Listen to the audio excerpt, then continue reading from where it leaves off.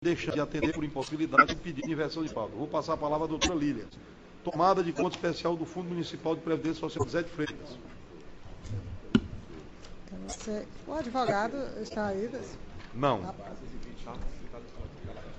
Está aí, advogado? Ok, Está aqui. Está sim. Senhor presidente, trata-se de uma tomada de conta especial do Fundo Municipal de Previdência Social do município de José de Freitas do ano de 2005. Em 19 de março de 2008, foi proferida uma decisão que julgou as contas do município de José de Freitas relativas ao exercício financeiro de 2005, determinando por unanimidade, contrário à auditoria e de acordo com o Ministério Público de Contas, que a prestação de contas do município fosse apartada do processo de prestação de contas geral, para que os técnicos da DEFAN realizassem uma tomada de contas especial com inspeção in loco, para apuração das inconsistências detectadas pelo Ministério Público de Contas. Decidiu ainda o plenário que fosse apensado ao processo de tomada de contas a se formar um TCE número 971/2008, que trata de denúncia do Sindicato dos Servidores Públicos Municipais de José de Freitas. Constituído o processo de tomada de contas, foi encaminhado à DEFAN para cumprimento da decisão plenária, mas, em análise aos fatos, a Diretoria de Fiscalização manifestou-se, através do seu relatório, pela notificação do gestor, para que ele apresentasse os devidos esclarecimentos, já que ficava inviável a inspeção in loco, em razão da extemporaneidade. Veja que a prestação de contas era de 2005 e isso já foi em 2009 a serem realizadas. E por considerar incompatível a análise conjunta da denúncia, o TCE que eu falei anteriormente, uma vez que os fatos constantes da peça referiam-se a 2007. Nós estamos tratando de uma tomada de contas de 2005, do exercício 2005. Vale ressaltar ainda que a referida denúncia, o TCE número 971, foi apensada ao processo de prestação de conta geral do município no exercício financeiro de 2007, ao qual era referente, o qual este tribunal julgou as contas pela regularidade com ressalvas. Notificado o gestor, ele encaminhou a defesa dentro do prazo.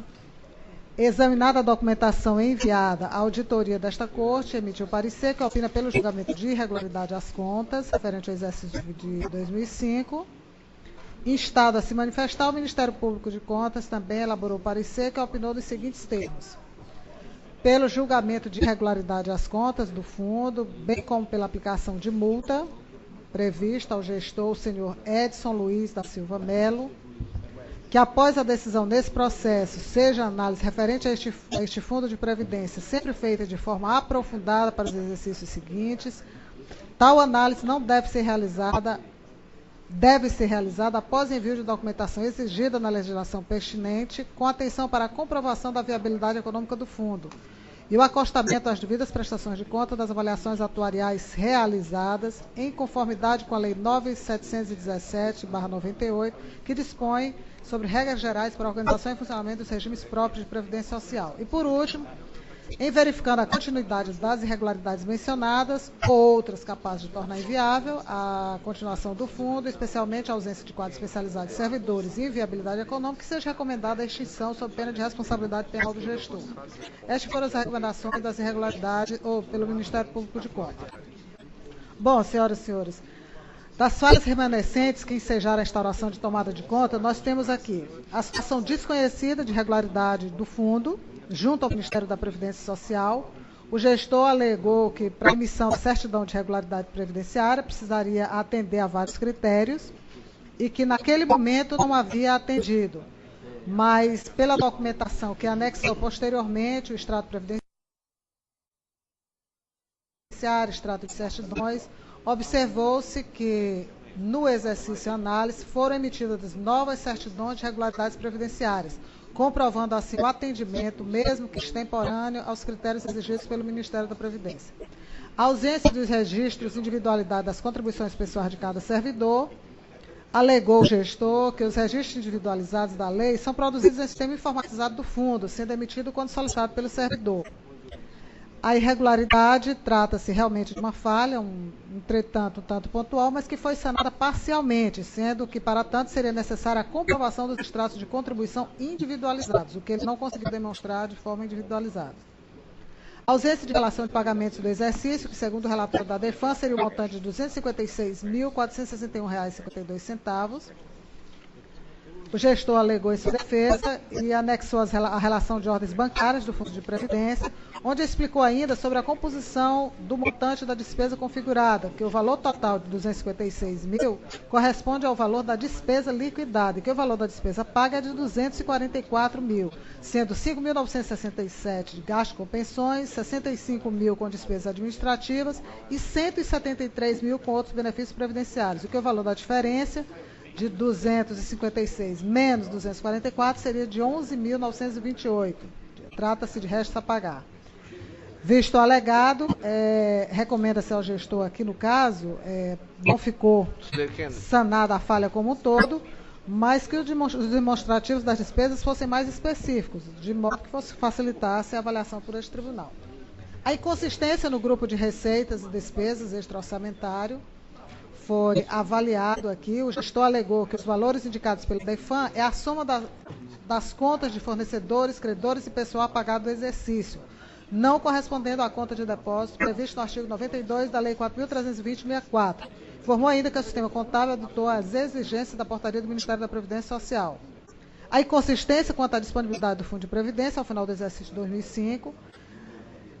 A DEFAN, o gestor alegou que a falha apontada ocorreu devido a um equívoco contábil no registro do saldo de abertura de 2005, pois o valor de 273 mil foi incluso em duplicidade. E aqui nós podemos realmente comprovar, diante da documentação apresentada, e esta falha foi corrigida no exercício seguinte. Informou ainda que o valor real da disponibilidade de 2005 é de 707 mil e não de 981, como previsto anteriormente. A inconsistência na informação da receita arrecadada. O gestor alega em sua defesa que discrimina que o valor da receita foi lançado segundo o regime de competência, no montante de 897 mil. E aqui ele distribui os 897 mil, referente a cada um dos gastos, a parte patronal do servidor, enfim. Requer aqui, informa-se que essa falha apontada, ela descumpriu o disposto no artigo 35 da Lei 4.320/64, já que determina que o registro das pessoas pelo regime de competência seja feito também as receitas pelo regime de caixa. Limite ainda com taxa de administração não apurado, que nós analisamos aqui as alegações do gestor e entendemos que a falha foi justificada, já que não ultrapassou o limite dos 2%, conforme aqui comprovado. A inexistência de compensação entre regimes previdenciários. A defesa alegou já ter realizado os procedimentos junto ao Ministério da Previdência para a assinatura do convênio de compensação previdenciária, mas o CONPREV ainda não havia iniciado a análise da compensação. Nós não pudemos, diante dos documentos apresentados, identificar que realmente fosse, apesar de ser esse o entendimento, mas vimos que não foi aduzido ao processo nenhum documento que comprove realmente a alegação. A ausência de licitação e contrato para o servidor de consultoria. Em sua defesa também, o gestor fez a juntada de um contrato firmado entre o Fundo Municipal e a PPM, e isso acontece realmente com quase 100% das prefeituras do estado do Piauí. Verificamos aqui, o referido contrato aduzido não observou o entendimento legal da realização do processo, embora seja uma prática ou fosse uma prática comum. E, por último, aqui as pensões concedidas a servidores não apresentadas neste Tribunal de Contas. O gestor alegou que os processos estão sendo enviados ao tribunal para homologação por esta Corte. E a análise, a argumentação do gestor, a irregularidade entende-se que permanece, visto que não houve uma comprovação, pelo menos nos autos, por parte do encaminhamento desses processos a este tribunal. Era este o relatório, senhor presidente. Está em discussão. Senhor presidente, senhora secretária, senhora conselheira relatora, membro do Ministério Público e demais conselheiros. Eu acho que talvez, eu não tenho certeza, mas talvez seja a primeira efetiva discussão em relação a regimes próprios de previdência, porque se trata de uma tomada de conta especial apenas de um fundo previdenciário, da gestão de um fundo previdenciário, neste plenário. E eu vou partir de cada item apresentado e já destacando a importância do primeiro item, que é a questão do CRP, que é a principal ferramenta de controle dos regimes próprios, CRP emitido pelo Ministério da Previdência Social. Bom, a ausência da certidão foi o primeiro critério. Realmente, no ano de 2005, não houve CRP emitido, mas o CRP é documento que, para ser emitido, é necessário, hoje, atualmente, cumprir 34 critérios. 34 critérios.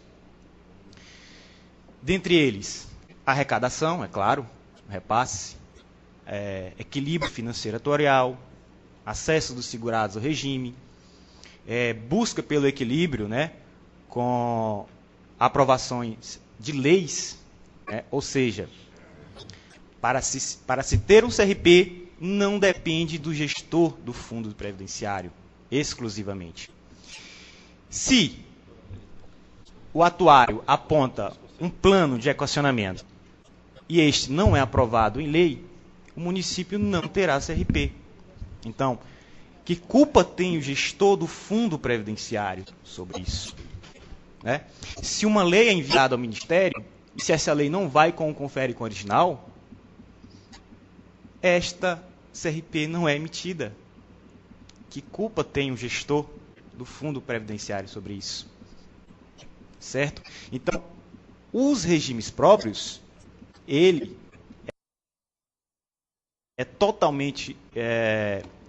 são totalmente formados de forma que toda a administração, executivo, legislativo, até o mesmo judiciário, porque pode participar dos conselhos, sejam os responsáveis, certo?